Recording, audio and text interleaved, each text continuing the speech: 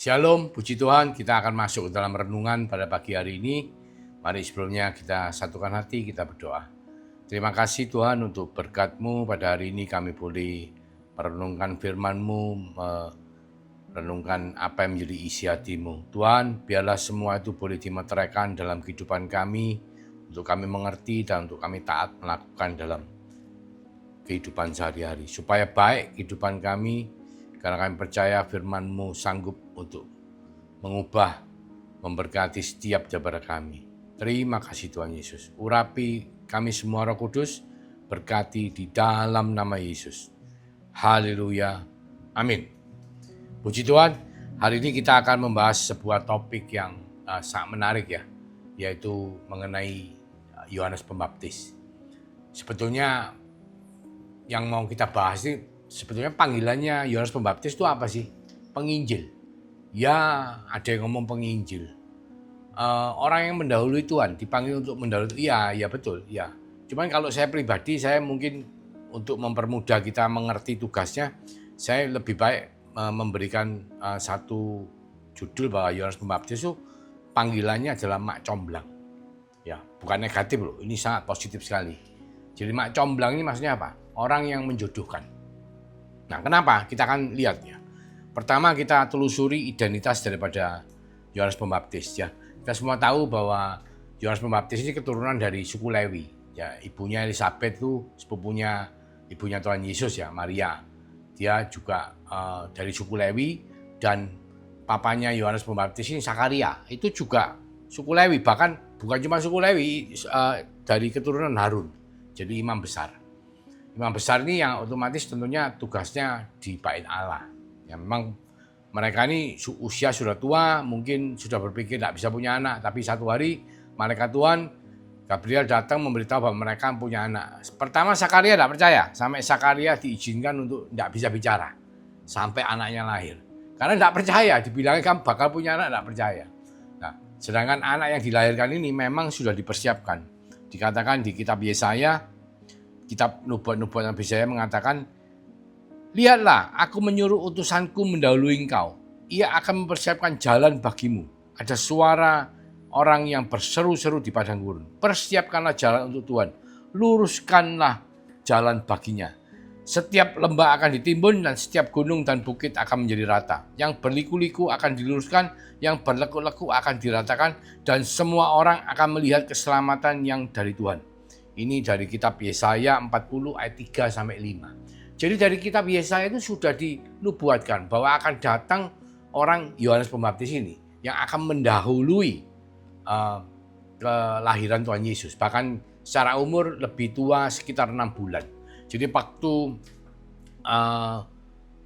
Elisabeth, mamanya Yohanes Pembaptis ini hamil, itu Maria datang juga hamil, datang mampir sampai tinggal berapa bulan. Itu langsung respon, bayi Yohanes ini langsung melonjak begitu melihat kandungan daripada Bunda Maria ya, ibunya Tuhan Yesus. Itu melonjak meresponi, karena mereka ini ya sangat diurapi ya. Bahkan dikatakan terakhir dinubuatkan itu mereka itu sangat diurapi. Jadi termasuk Yohanes Pembaptis ini dari lahir, dari dalam kandungan ini sudah diurapi Tuhan secara luar biasa.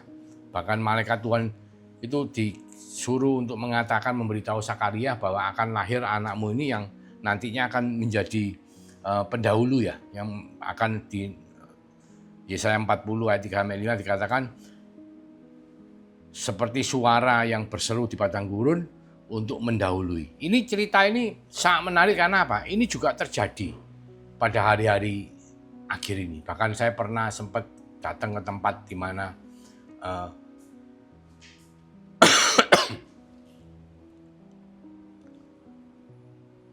KKR atau kebangkitan rohani itu terjadi ya. Sama seperti yang dilakukan oleh Yohanes Pembaptis. Kita semua tahu Yohanes Pembaptis itu di Matius 3:1 dikatakan, pada waktu itu tampillah Yohanes Pembaptis di padang gurun Yudea dan memberitakan, bertobatlah sebab kerajaan sorga sudah dekat. Ya, kerajaan sorga sudah dekat. Mungkin orang Yahudi pada waktu itu mikirnya kerajaan sorga itu mungkin tidak terbersit satu pikiran mengenai dunia seperti kayak spiritual ya, tapi mikirnya mungkin kayak seperti bahwa bangsa Yahudi ini akan dimerdekakan dari penjajahan bangsa Romawi. Hal seperti itu mungkin yang dipikirkan mereka, tapi sebetulnya enggak. Sebetulnya dikatakan kerajaan surga sudah dekat itu karena ketika kematian Yesus Kristus di atas kayu salib itu tirai terbelah. Tirai bait suci, bait Allah yang misalkan antara ruang kudus dan ruang maha kudus terbelah sehingga apa? Sehingga setiap orang yang menghampiri tahta Allah dengan berdoa melalui iman Yesus tadi ditutup oleh kuasa darah Yesus itu langsung bisa ketemu dengan Allah. Itu masuk ke dalam dimensi kerajaan surga. Jadi siapapun itu, saudara dan saya, bisa ketemu sama Allah melalui doa-doa kita. Karena apa? Karena iman kita kepada Yesus Kristus telah membuat Yesus itu menjadi korban anak domba Allah, sehingga kita telah diperdamaikan dengan Allah Bapa. Dan itu yang dimaksud dengan kerajaan surga. Jadi kerajaan surga itu bukan di mana-mana, tapi di dalam hati kita. Karena apa? Karena Roh Kudus dimeteraikan dalam hati kita. Dan Roh itu yang membuat kita bisa menghampiri tahta kasih karunia dan bertemu muka tatap muka dengan Allah Bapa. Nah, itu yang dimaksud dengan kerajaan surga telah hadir. Jadi yang dimaksud dengan sebab kerajaan surga sudah dekat. Nah, pada waktu itu memang Yesus Kristus belum menyerahkan nyawanya di atas kayu salib, sehingga dikatakan sudah dekat. Ya. Nah, ini sesuatu yang perlu untuk kita mengerti. Dan kenapa saya katakan Yohanes Pembaptis ini adalah mak comblang? Karena apa? Sebetulnya Yohanes Pembaptis ini memberitakan bahwa kerajaan surga sudah dekat pada waktu itu, supaya orang-orang mau dibaptis, bertobat. Sebab kerajaan surga sudah dekat. Sebab kalau orang bertobat, mereka kalau berdoa bisa ketemu sama Allah. Bisa masuk ke dalam kerajaan surga. Bahkan setelah bertobat, mereka setelah di dalam perjanjian baru, dengan iman mereka akan dimeteraikan oleh kuasa Roh Kudus, yang mana nanti kita akan merayakan sebentar lagi. Nah, ini sesuatu yang penting untuk kehidupan kekristenan kita, karena dulunya kita kalau mau menyembah Allah kita harus datang ke bait suci yang di Yerusalem. Tapi setelah perjanjian baru dengan matinya Tuhan Yesus di atas kayu salib, kita semua tidak usah ke Yerusalem untuk bisa ketemu dengan Allah. Kita cukup dalam iman kita berdoa, dalam kehidupan doa kita menghampiri tahta kasih karunia Tuhan. Dengan apa? Dengan kuasa urapan daripada Roh Kudus. Nah, ini penting, saudaraku. Jadi Yohanes Pembaptis ini dikatakan mak comblang, kenapa? Karena dia membawa orang-orang supaya kembali ke habitatnya. Kalau dulu mereka itu tidak punya dimensi kerajaan sorga, karena apa? Karena tidak punya urapan kuasa Roh Kudus. Tapi ketika mereka bertobat, dibaptis, saudara tahu dibaptis itu kan, jadi gini, kalau jadi mak comblang berarti apa? Berarti kita sama Tuhan tidak bisa cuma sekedar pacaran. Kita betul-betul harus punya komitmen. Komitmen itu apa? Ya sampai menjadi mempelai Kristus. Kalau sekedar pacaran mungkin cuma apel-apelan ketemu berapa hari sekali gitu ya, terus habis itu ya sudah pulang sendiri-sendiri. Bukan seperti itu dan tidak bisa seperti itu. Kekristenan itu bukan seperti itu. Kalau saudara masih dalam tahap seperti itu, lebih baik bertobatlah. Sebab kerajaan sorga sudah datang. Bukan dekat, sudah datang. Karena apa? Yesus Kristus telah mati, menyerahkan nyawanya di atas kayu salib, bangkit pada hari yang ketiga, dan kita semua yang percaya beriman telah dimeteraikan oleh kuasa Roh Kudus. Jadi sudah datang. Di mana kerajaan surga? Di dalam hati kita, di dalam hati setiap daripada orang percaya. Karena kita, saudara dan saya yang beriman, itu adalah merupakan bait Allah. Dan itu adalah tugasnya Yohanes Pembaptis. Ya, jadi dia bukan cuma sekedar membawa orang pacaran sama Tuhan, enggak. Dia membawa orang sampai mengalami satu komitmen. Sehingga mengalami kuasa, ditunjukkan ya. Contohnya waktu dia membaptis Tuhan Yesus. Ditunjukkan contohnya, dia kan ngomong gini. Aku cuma membaptis dengan air. Karena orang Farisi kan tanya, kamu kah Mesias itu? Enggak, aku bukan Mesias. Aku cuma membaptis. Jadi dia bukan Mesias. Dia bukan mempelai prianya. Dia ngaku. Dia itu cuma disuruh membaptis. Nanti orang yang mempelai itu datang, Mesias itu datang. Itu aku buka tali kasutnya pun aku enggak layak.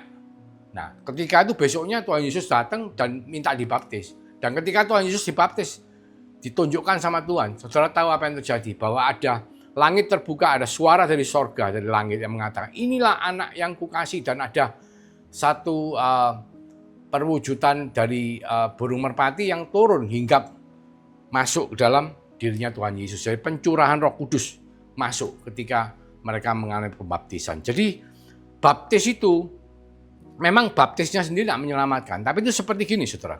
Seperti saudara kalau mau menikah, saudara mungkin tunangan dulu. Nah, tunangan itu saudara pakai cincin kawin. Itu menunjukkan apa? Saudara mau komitmen. Nah, setelah itu dilanjut dengan pernikahan. Menjadi satu daging. Nah, demikian pula dengan saudara dan saya yang beriman kepada Yesus Kristus sebagai Tuhan dan Juru Selamat. Kita tidak bisa sekedar cuma datang ke gereja tanpa mau komitmen. Kita harus komitmen dulu. Pertama, baptis. Nah, pada waktu baptis itu, kalau dulu zamannya Yohanes Pembaptis, kita dibaptis dengan air. Tapi zamannya Perjanjian Baru, dalam zaman Tuhan Yesus Kristus, kita akan dibaptis dengan roh dan api, kata Tuhan. Api apa? Ya, api berupa penderitaan, proses dalam kehidupan kita. Itu membaptis kita. Kalau kita bicara gambarannya baptisan api itu mungkin yang dialami Ayub. Sehingga dia ketika dia bertobat, dia mengalami pemulihan dalam kehidupannya, mengalami perubahan yang luar biasa. Juga perjalanannya dari bangsa Israel melewati laut yang terbelah itu kan ada percikan air, itu juga merupakan baptisan yang membuat mereka akhirnya lolos dari kejaran tentara Firaun. Itu adalah gambaran dari baptisan api, ya, baptisan yang saudara dan saya harus lalui ketika kita mau betul-betul komitmen sama Tuhan. Jadi bukan sekedar itu, bukan sekedar cuman jadi orang Kristen datang ke gereja, oh sudah cukup, oh nanti kalau saya harus ngasih persembahan ke gereja, saya kasih persembahan, oh cukup. Enggak, maksudnya kita tuh jadi Yohanes Pembaptis ini sebagai mak comblang membuat saudara dan saya melakukan sebuah komitmen kepada Tuhan. Sampai kita tuh mengalami satu urapan Roh Kudus, meterai Roh Kudus seperti yang dialami oleh Tuhan Yesus. Ya, waktu dibaptis Tuhan Yesus di Sungai Yordan, sorga terbuka, ada seperti merpati turun masuk dalam dirinya Tuhan Yesus, ya, urapan Roh Kudus, dan ada suara yang mengatakan, inilah anak yang kukasihi, kepadanya lah aku berkenan. Nah, itu proses itu harus saudara dan saya alami semua. Supaya apa? Supaya saudara dan saya mengalami apa yang dinamakan sebagai kelahiran baru. Ya, tanpa mengalami itu, kekristenan kita masih belum sampai kepada tahap di mana kita bisa betul-betul seperti yang Tuhan mau. Jadi oleh karena itu, pelayanan Yohanes Pembaptis ini luar biasa, saudara. Karena apa? Dia usianya kurang lebih sama Tuhan Yesus, ya, terpaut 6 bulan. Jadi waktu Tuhan Yesus pelayanan sama waktu Yohanes Pembaptis pelayanan ini kurang lebih usia 30 tahun.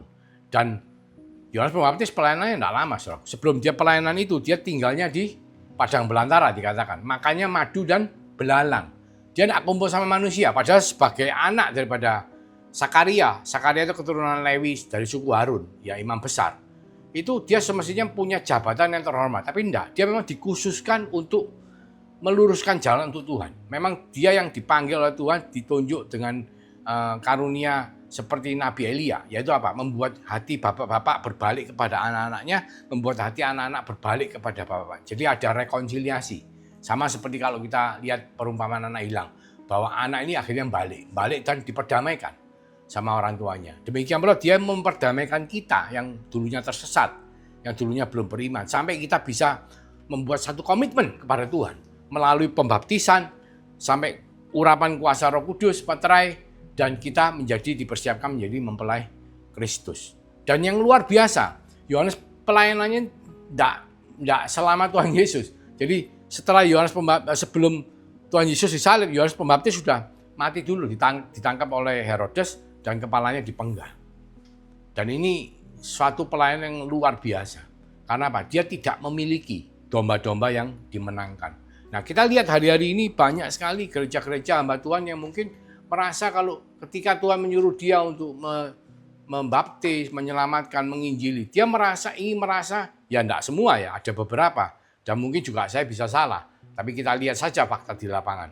Itu seakan-akan ini domba ini jemaatku, punyaku. Ya, bahkan bukan cuma itu, yang sudah beriman pun dari gereja lain, dombanya gereja lain, diambil pindah ke gerejanya sendiri. Di mana dia merasa bahwa wah ini punya. Padahal sebetulnya kita semua itu mak comblang, ya, seperti Yohanes Pembaptis.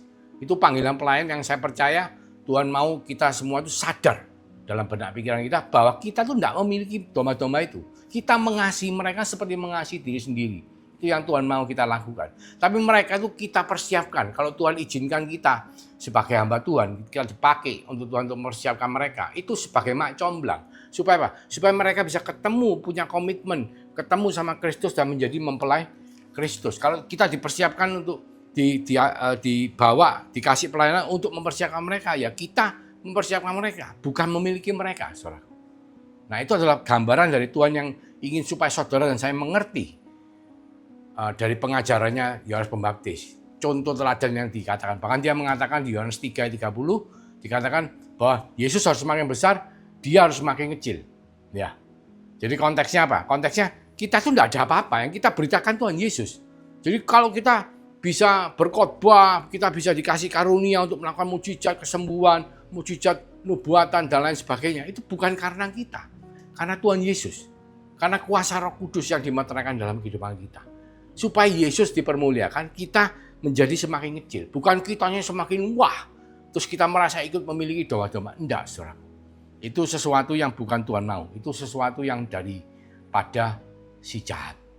Nah, ini penting untuk saudara dan saya tahu. Bahkan di pengajarannya Yohanes Pembaptis ya, bukan Rasul Yohanes murid Tuhan Yesus. Itu juga dikatakan ketika dia marah kepada orang Farisi dan Saduki, dia ngomong bahwa orang itu dilihat dari buah pertobatannya. Jadi kamu sudah tobat, buahmu apa? Banyak dari kita ngomong aku ikut Tuhan, tapi kehidupan kita tidak beda dengan kita sebelum ikut Tuhan. Sangat duniawi banget. Padahal semua itu dilihat dari buahnya. Buah itu saudara tahu ya, misalnya pohon durian ya keluarnya buah durian ya. Kalau saudara ngomong saya pohon durian keluarnya salah ya, itu salah. Sama seperti Yohanes Pembaptis ngomong, kalau kamu bertobat tunjukkan buah pertobatanmu apa sih? Buah pertobatan apa? Ya kita semua tahu perintah terakhir dari Tuhan Yesus, perintah baru apa? Mengasihi sama seperti diri sendiri. Perintah yang harus kita lakukan secara umum apa? Pikul salib tiap hari. Ya, pikul hubungan dengan Tuhan dan hubungan dengan sesama. Supaya apa? Supaya hidup kita ini betul-betul mencerminkan buah yang Tuhan sudah taruh untuk setiap daripada anaknya yang beriman kepada Yesus sebagai Tuhan dan Juru Selamat. Sebab tanpa itu kita semua hanyalah berandai-andai, atau istilahnya kalau saya ngomong cuman pacaran sama Tuhan. Pacaran itu apa? Kalau lagi pingin ketemu ya cari. Ya kalau lagi ada butuhnya, bisnisnya seret, doa. Wah Tuhan tolong bisnisku lagi macet supaya diberkati dan lain sebagainya. Kalau sakit, waduh Tuhan tolong sembuhkan aku dari sakitku. Nah itu diambil butuhnya toh. Itu kalau pacaran. Tapi kalau sudah suami istri tidak bisa, saudara. Saudara kumpul, baik seneng, baik susah, ditanggung bareng. Nah itu yang Tuhan mau saudara dan saya mengerti, ya karena hari-hari ini pun Tuhan masih menunjukkan mujizat yang dilakukan oleh Yohanes Pembaptis pada waktu itu. Ya, saudara tahu Yohanes Pembaptis, dia di padang gurun, dia di padang belantara, dia ngomong, dia teriak-teriak, bertobatlah kerajaan sorga sudah dekat. Orang yang mendengar itu tidak bisa nolak, saudara. Pasti mereka datang dan mereka bertobat. Dan itu diulang lagi pada bulan September tahun 1965 di Soe. Soe itu saudara tahu, di Timor. Di Kepulauan Timor ya, Kupang ya, daerah Kupang sana, Soe. Saya karena kasih karunia Tuhan 2010 kemarin kami pernah melayani di Soe dan kami mendengarkan cerita langsung dari pelaku mujizat. Jadi memang Soe ini pada waktu September itu bulan September 1965 ya saya sudah lahir. Saya lahirnya 65 juga, cuman berapa bulan usia saya. Itu ada mujizat Pak, air di gereja itu diubah menjadi anggur perjamuan. Wah itu gempar sampai ke seluruh dunia, bukan cuma di Indonesia. Seluruh dunia mengetahui hal itu dan tidak lama setelah itu orang itu kayak berbondong-bondong dijamah oleh Roh Kudus. Karena Tuhan pakai 3 orang pelaku mujizat seperti Yohanes Pembaptis, mereka diurapi oleh kuasa Roh Kudus, mereka keluar dari rumah di jalan, mereka berteriak, bertobatlah kerajaan Allah sudah datang, bertobatlah kerajaan surga sudah datang. Dan setiap orang yang mendengar mereka ikut berjalan bersama masuk ke gereja. Sehingga kursi gereja itu menjadi penuh, semua orang lari menghadiri KKR dan ibadah. Itu kayak lawatan Roh Kudus yang begitu luar biasa. Dan ini diceritakan langsung oleh salah satu dari pelaku yang dipakai Tuhan pada hari itu. Yang diurapi oleh Roh Kudus yang berteriak-teriak seperti Yohanes Pembaptis, membuka jalan bagi Tuhan. Sehingga apa? Pertobatan besar-besaran terjadi, saudara. Ya kita semua tahu di Surabaya pun, di Jakarta pun pada masa-masa tertentu ya zaman tahun 80-an, 90-an pernah terjadi gelombang pertobatan besar-besaran. Karena apa? Karena kuasa Roh Kudus yang bekerja pada waktu itu. Karena apa? Karena pada waktu itu ada orang-orang seperti Yohanes Pembaptis yang mau menyediakan dirinya menjadi bejana untuk dipakai oleh Tuhan. Yang sadar mengerti bahwa kita ini hanyalah mak comblang. Kita itu bukan memiliki domba-domba yang dimenangkan. Tapi kita hanya membawa mereka supaya mereka bisa melakukan komitmen yang penuh kepada Tuhan untuk dipersiapkan menjadi mempelai Kristus. Sehingga ketika kita melihat, oh kamu sudah orang Kristen, itu kita lihat buah dari pertobatannya. Ya, buah pertobatan apa? Ya otomatis menjadi pengikut Kristus. Ya, buah roh, mengalami buah roh. Ya kita semua tahu buah roh ya, kasih, kebaikan, ya sukacita, damai sejahtera, kesetiaan, ya long suffering, ya kesabaran, dan juga buah karya, buah jiwa. Ya kita mau untuk memberitakan Injil, mau untuk membawa orang juga masuk ke dalam kerajaan surga, beriman kepada Tuhan Yesus Kristus sebagai Tuhan dan Juru Selamat. Karena setiap saudara dan saya yang beriman dan kita betul-betul mau komitmen sama Tuhan dan kita mengalami kelahiran baru, maka Tuhan akan mengurapi kita dengan kuasa rohnya. Dan kuasa roh itu yang bisa membuat orang bisa mengenal Tuhan Yesus dan bisa beriman kepada Tuhan Yesus. Bukan kitanya, tapi kita harus menyediakan bejana. Seperti Yohanes Pembaptis. Dipakai oleh Tuhan menjadi mak comblang. Ya, mungkin bahasanya mak comblang kurang keren. Tapi yang penting bukan bahasanya. Yang penting itu adalah kenyataannya. Kalau saudara dan saya mau menyerahkan hidup kita kepada Tuhan. Seperti Yohanes Pembaptis. Dari kecil makan madu dan hutan, pakai baju dari kulit binatang, ya, dan tidak hidup secara duniawi. Hanya untuk mempersiapkan kedatangan Tuhan Yesus. Pelayanan tidak sampai 3 tahun, kepalanya dipenggal. Tapi itu adalah satu kehormatan yang luar biasa. Dikatakan tidak ada, Tuhan Yesus yang mengatakan, tidak ada laki-laki yang lahir dari ibunya yang lebih besar daripada Yohanes Pembaptis. Berarti apa? Berarti ini orang diakui oleh Tuhan Yesus sendiri. Maukah saudara dan saya dipakai Tuhan seperti dipersiapkan menjadi bejana seperti Yohanes Pembaptis? Mari kita berdoa. Terima kasih Tuhan untuk berkat firman-Mu pada hari ini. Terima kasih bisa mengenal karya agungmu melalui anak-Mu Yohanes Pembaptis sehingga kami bisa melihat teladannya, dan kami juga berdoa supaya Engkau menjadikan setiap daripada kami siap untuk menjadi bejana yang diurapi oleh kuasa Roh Kudus-Mu untuk menjadi mak comblang. Jadi mempersiapkan anak-anak Tuhan mulai dari awal sampai punya komitmen mengalami kelahiran baru, baptisan Roh Kudus, bahkan sampai dipersiapkan untuk menjadi mempelai Kristus.